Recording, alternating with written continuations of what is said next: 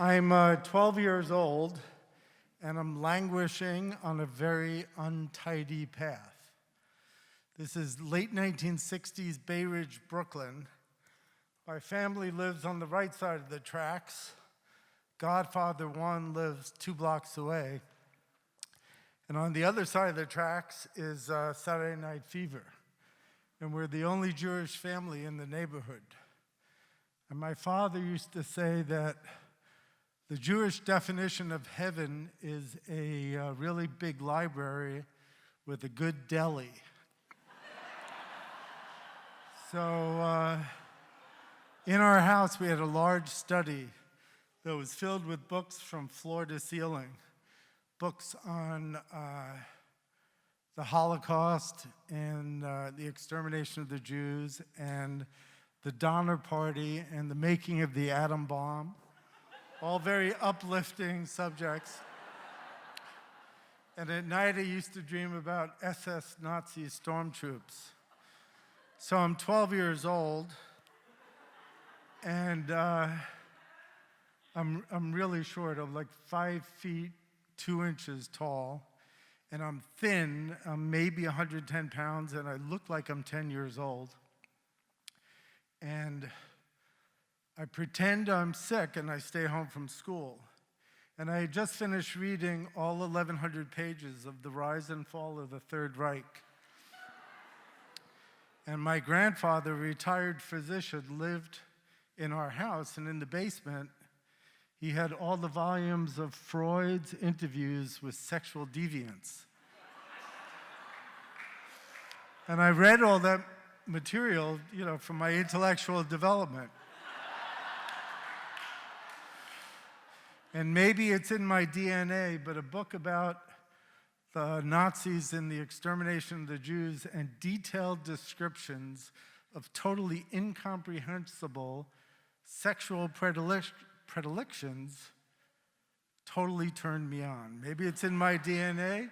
I knew absolutely nothing about sex, but I was on full sexual alert. Now, my parents had enough money where we could afford a housekeeper once a week.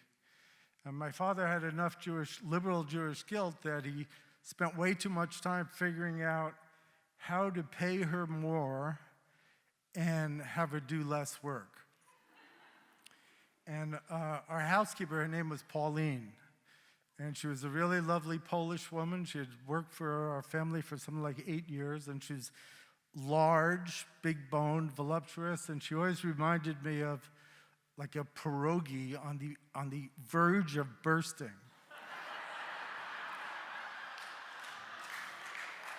And Pauline was 52 years old, and most important to me, Pauline was a woman. So my parents are at work and my sister's at school. I'm in the basement, in the laundry room, and the air smells of, mildew and detergent. And I am pumping iron, barbells, and I'm straining, and my body is glistening with sweat, and I'm totally yoked. And for some reason, I had coated my body with Johnson's baby oil. And I'm naked except for wearing a jockstrap. And I have this guilty, ecstatic, confused, trance-like look on my face as I gaze with 12-year-old lust upon Pauline, who's 12 feet away, who's just trying to iron my dad's shirts while straining under the weight of all my desire.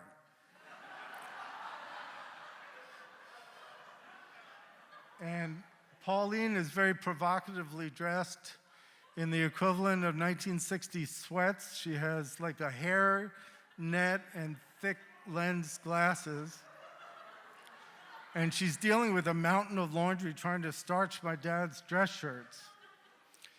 And unfortunately for me, holy cow, Pauline totally ignores me. I mean, I don't know what she was thinking. You know, she's known me. I'm little boy Scott to her, and I'm standing naked in a jock strap.